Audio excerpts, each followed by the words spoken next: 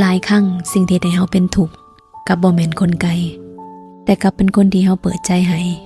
ไกลเกินไปต่างหาก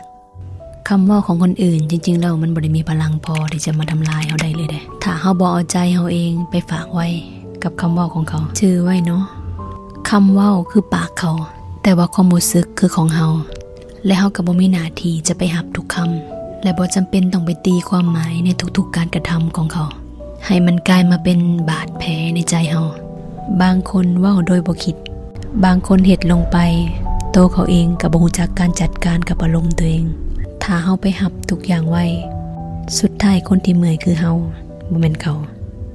การจัดการที่ดีที่สุดบ่แม่นการเถียงบ่แม่นการอธิบายแต่คือการลดความสำคัญกับคำเว้าและการกระทำของบางคนที่บ่ได้สร้างคุณค่าในชีวิตเฮาฝึกวางใจให้อยู่เหนือคำคนบ่แม่นเพราะเฮาเป็นคนเย็นชา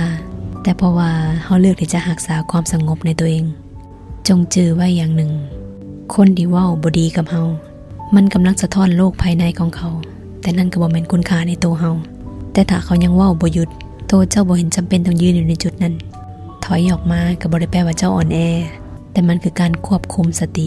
สุดท้ายและชีวิตเฮาจะเบาลงทันทีเมื่อเลิกเอาใจไปผูกไว้กับปากคนอื่น